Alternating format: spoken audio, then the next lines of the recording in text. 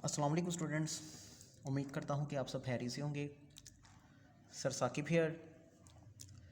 Today our topic is lesson number 10, uh mild attack of locust, यानी कि ख़तरनाक टिड्डियों का हमला।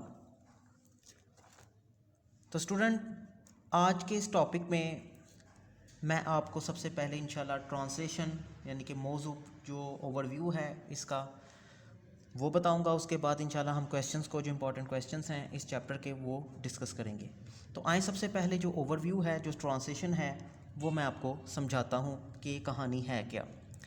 ये कहानी बेसिकली घूमती है एक खातून जिसका नाम है मार्गरेट। ठीक है, ये मैंने जो इम्पॉर्टेंट करैक्टर्स हैं जिनके गिर्द ये कहानी घूम रही है उसको मैंने मेंशन कर दिया। ओके, तो ये कहानी घूमती है मार्गरेट, ये खातून है जो कि सबसे पहले ये देख रही होती है कि पहाड़ की चोटी पर उसको एक जो से ना एक लाइन सी नज़र आती है। ऐसे लगता है कि जैसे कि कोई बादल गांव की तरफ बढ़ रहे हैं, क्योंकि ये टिड्डियों का हमला है। टिड्डी दल इसे कहते हैं। ये बेसिकली एक जो सा है वो इंसेक्ट्स होते हैं, कीड़े मकोड़े हैं।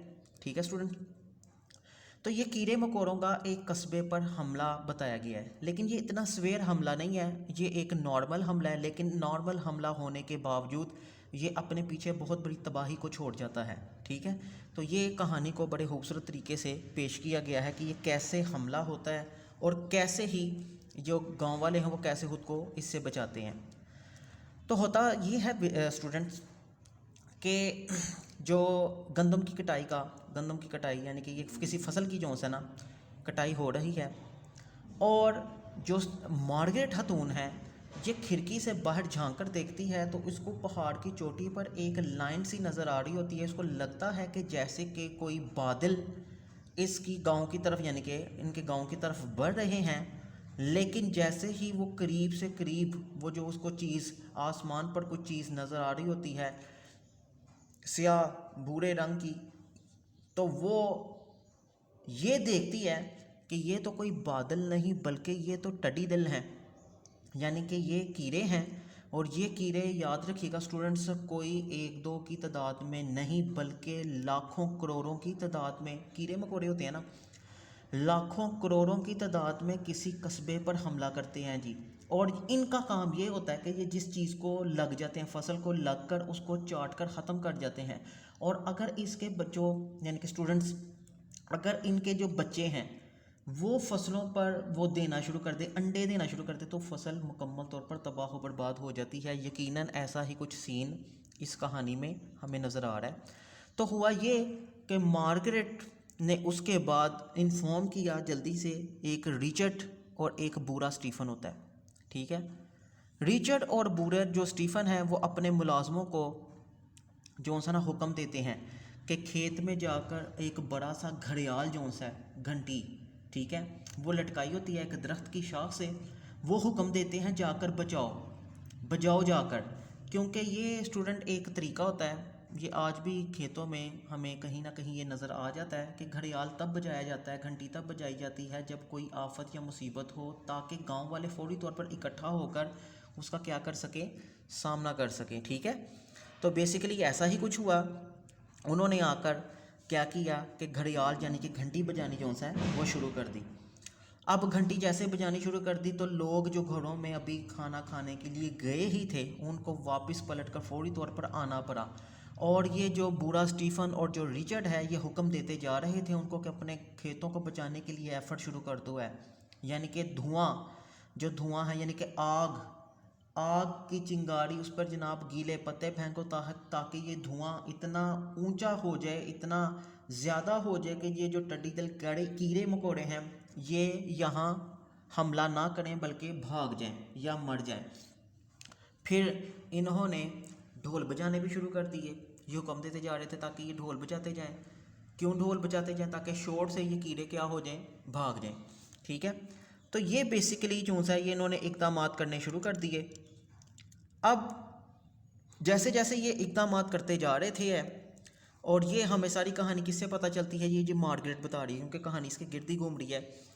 अब मार्गरेट ٹیلی فون پکڑ کے لوگوں کو انفارم کرتی ہے، یعنی کہ ان کو یہ آگاہ کر رہی ہے کہ حملہ چونکہ بڑا جو سا وہ سخت طریقے کا ہو چکا ہوا ہے، اور اپنے اپنے اقدامات کرنے شروع کر دیں، اپنے اپنے کھیتوں کو بچانا شروع کر دیں۔ تو یہ مارگریٹ بتاتی ہے۔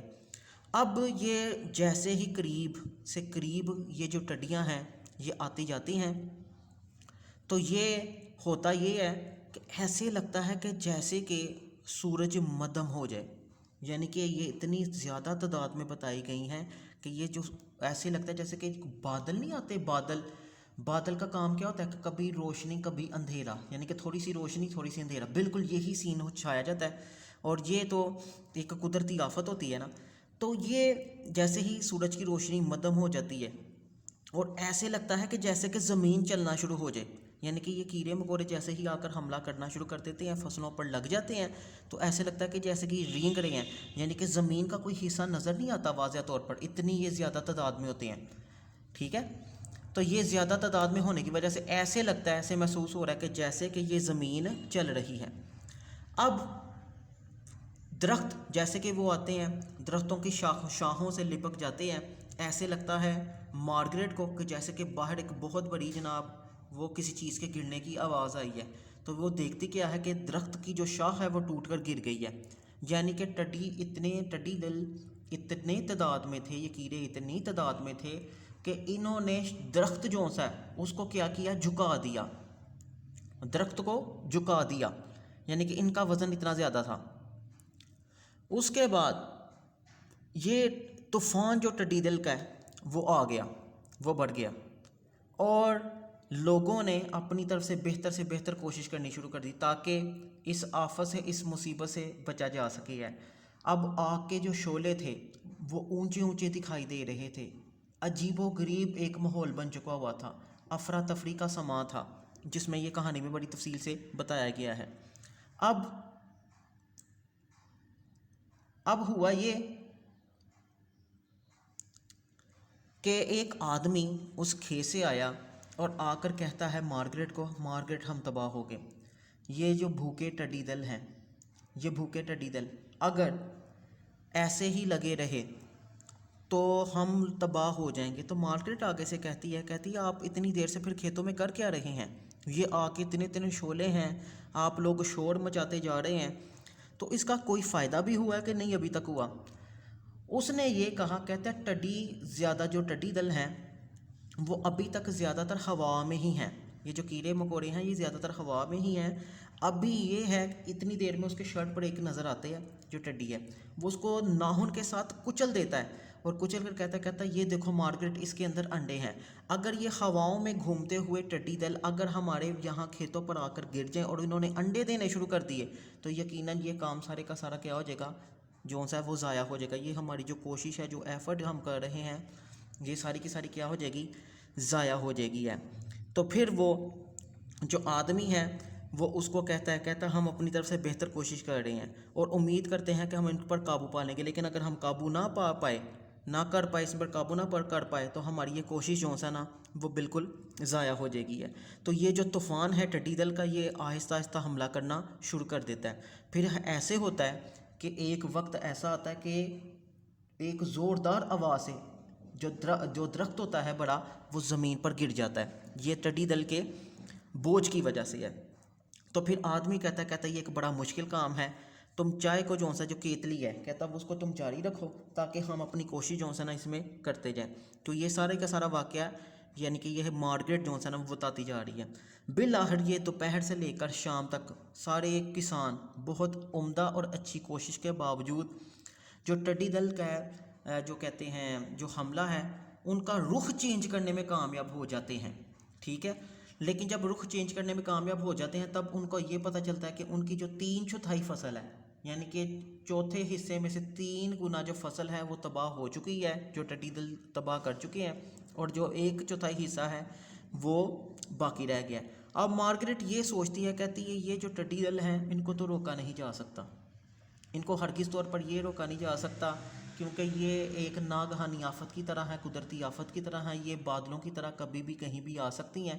اور پھر وہ اندازہ لگاتی ہے، کہتی ہے ہو سکتا ہے آج سے کوئی 3-4 سال تک ان کا دوبارہ حملہ ہو، لیکن اب یہاں پر کوئی گھاس کا تنا بھی باقی نہیں رہا، لیکن امید یہ کی جاتی ہے کہ اگر نیکسٹ یعنی کہ اگلے موسم میں بارش ہو جاتی ہے تو گھاس وغیرہ کوئی پیدا ہو جائے تو ہمارے مویشی مرنے سے بچ سکتے ہیں، یعنی کہ یہ ساری جو ہے وہ باتیں بتا رہی ہوتی ہے۔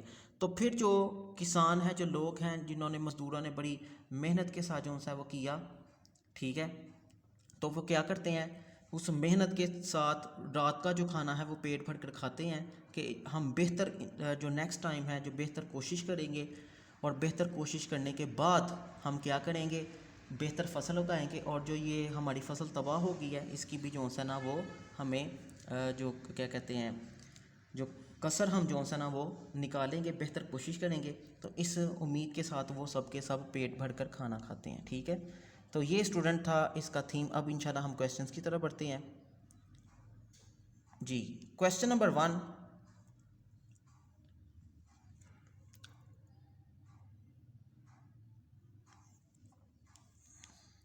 What are locust?